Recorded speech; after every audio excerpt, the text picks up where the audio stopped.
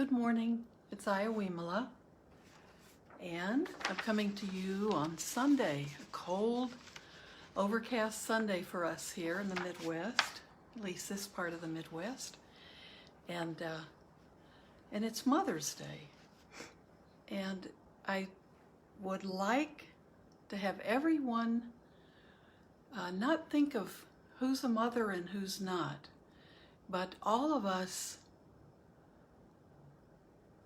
have mothers, regardless of whether we knew them or not, or whether we had them for a short time, or whether someone else raised us, but we all have the concept of a mother in our heads. And so this doesn't apply just to women, it applies to all humans. And I want to share the Metta Sutta, just the beautiful words of the Metta Sutta, to emphasize just the kind of feelings that we should have about this practice of sending loving friendliness to all beings. So this is a human thing, not a I think Mother's Day has become a rather emotional kind of day for gifts and cards, and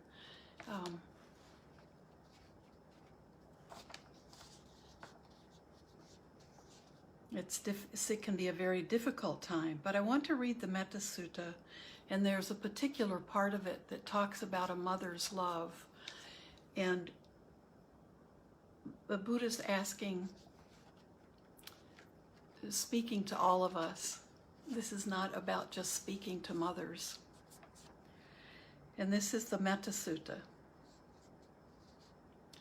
This is what should be done by one skilled in the good, having made the breakthrough to that peaceful state. One should be able, upright, and very upright, amenable to advice and gentle without arrogance. One should be content and easily supported, of few duties and a frugal way of living, of peace faculties and judicious, courteous, without greed when among families. One should not do anything, however slight, because of which other wise people might criticize them. May all beings be happy and secure. May they be inwardly happy. Whatever living beings there are, whether frail or firm, without omission, those that are long or those that are large, middling, short, fine, or gross, whether they are seen or unseen, whether they dwell near or far, whether they have come to be or will come to be, may all beings be inwardly happy. No one should despise another, nor despise anyone anywhere. Because of anger and thoughts of aversion, no one should wish suffering for another. Just as a mother would protect her child, her only child, with her own life, so should one develop towards all beings a state of mind without boundaries. And toward the whole world, one should develop loving kindness, a state of mind without boundaries, above, below, and across, unconfined, without hatred, without enemies. Whether standing, walking, sitting, or lying down, as long as one is not drowsy, one should resolve on this mindfulness. They call this a divine dwelling here. Not taking up any views, possessing good behavior, endowed with vision, having removed greed for sensual pleasures, one never again comes back to the bed of a womb. So those are beautiful ideas, and that's how we practice metta, or loving friendliness. That's a big part of our practice. And the Buddha's talking about that, we prepare ourselves. We prepare ourselves to be practicing metta and allowing us, whoop, I might have lost a connection there, but allowing us to have these unconditional regard for all other beings. So what always comes to my mind is this verse, and since it's Mother's Day, this is what I'd like to put focus on. Just as a mother would protect her child, her only child, with her own life, so one should develop towards all beings a state of mind without boundaries. And that state of mind without boundaries means it's unlimited. There are no bounds, no limits to how we can radiate these qualities out and live these qualities. And that this quality of mind that he's talking about is metta, is loving friendliness. So it's not just talking about mothers, it's talking about all of us with a quality that we can imagine, whether we have experienced it or not, whether we have had children, whether we're male or female.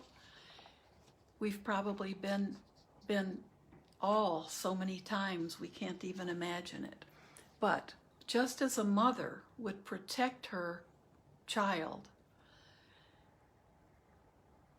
so we should be available and sending out this state of mind towards all other beings. I think it's really seeing our connection to all beings and how important it is that it be without any anger, without any hatred, without any prejudice. So we don't have to be a mother, because we've all been mothers probably thousands of other lifetimes. We don't have to be male or female or be one or the other. We, as beings, we have all experienced this and understand how one would love something so precious. And that's how our relationship with all other beings, we should have that concern for the well-being of all other beings. And we should be harmless towards them and protective. So I love that. A lot of times we can misunderstand that verse. This is not that we should be protecting all beings as if they were our children, but we should understand that no boundaries, no judgment, no viewpoints, all of that is how we show our love for the world and all other beings in the world. And it really transforms us into a harmless human being, because we're not going to do harm to any of those beings. And that's a quality that we need to see more of in the world. So whether you're a mother or a father, or you're young or you're old, or you're male or female, or somewhere on that broad spectrum, we can all understand what it means to love something without boundaries, and to love something and want to protect something. And that's how we should feel about all life. And it should be, we can't limit it to the people we want to give it to. So today, if you're a human being, you can practice that metta. The quality of metta is unbounded, unlimited, and we can't pick and choose animals or people or countries or certain politicians. We can't pick anyone to exclude. When we practice metta, we're committing to practice in an unlimited, unbounded way. And I think that's a good, bad connection today. Probably a lot of people are reaching out. So I don't think that there is even a specific metta practice where the Buddha is teaching his students to practice metta towards snakes and towards animals that frighten them. And so that's we have aversion to certain things in the world. So I think we can imagine practicing metta practice for whatever we have aversion to. And I'm sure in India, poisonous snakes during the Buddhist time, that would have been something you could easily have aversion to and not want to send metta to. And the Buddha taught a specific practice for all the kingdoms of in the snake world. And the less aversion and the less fear we have towards something, the less harmful the energy we put out is going to feel less harmful to those things that we have aversion to. So that's just my thoughts for what we call Mother's Day. I think whoever we are, we can develop qualities of unconditional regard and goodwill for everyone, and even someone we think is beyond hope. They're just such a bad person or a terrible animal that we don't think should exist. We have to practice metta, and that doesn't mean we have to go and be their best friend. We don't have to be foolish, but we don't have to carry around in our hearts that hardness towards any being.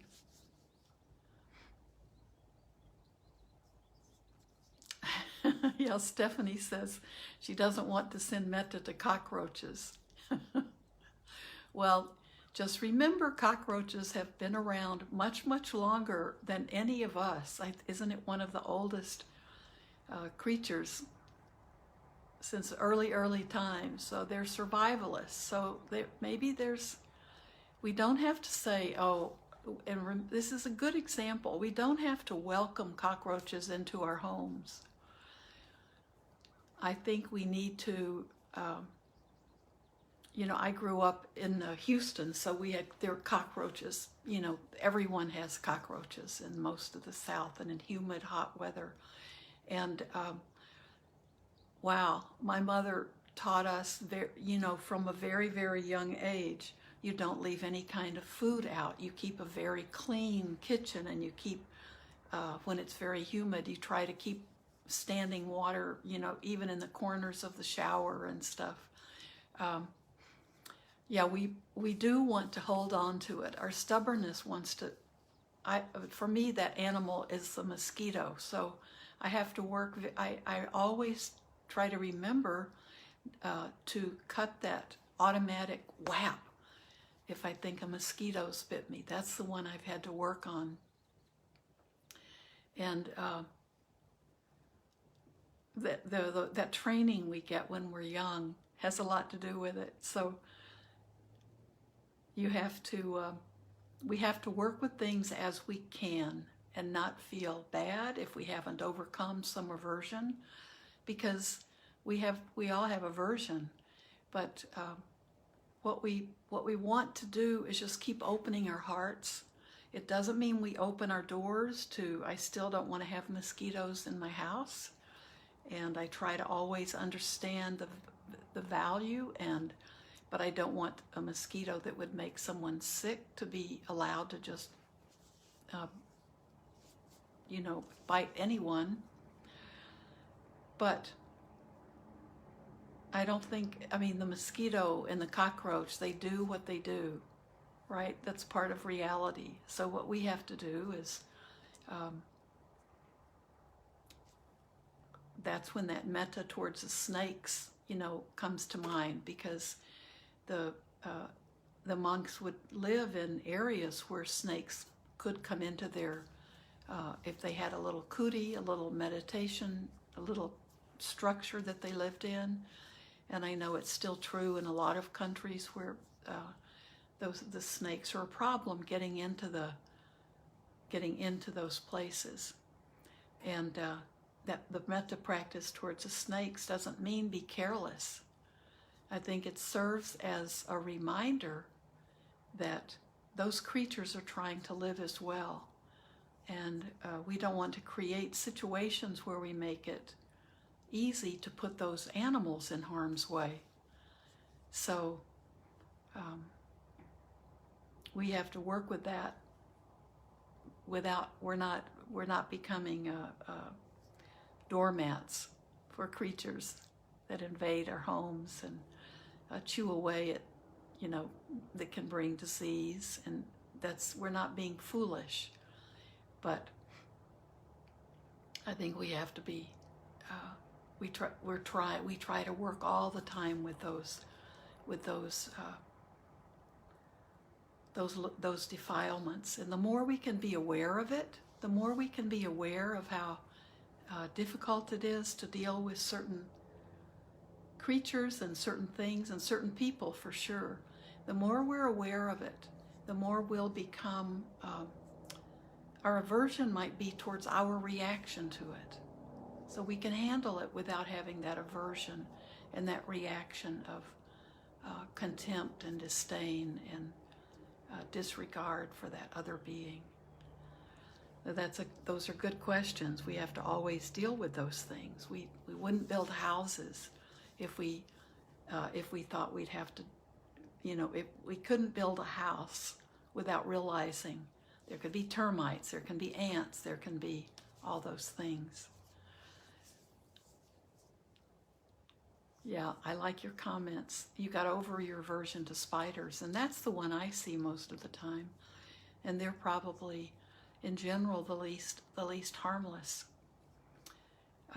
Doesn't mean that a lot of people don't think they're creepy or dangerous in some other sense. So remember, spiders are creatures too, and they have their place. They have their place in the way the world works, and so do all the rest of us. And so do people that we have a lot of aversion towards. Ours is not, if we accept karma, or if we accept that we are the owners of our actions, and our actions include our thoughts, our speech, and our physical actions,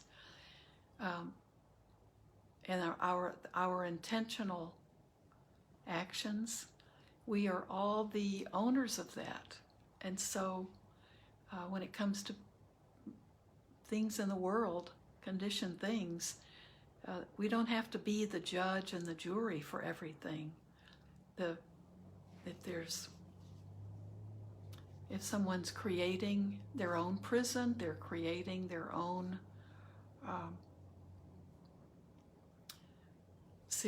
what we think of as a seriously flawed life. Well, they are heir to that. Doesn't mean that we have to judge them and have aversion. So generally we can find ways to overcome our aversion to animals. So I hope you have a beautiful day today, and think of how you want your heart to be willing to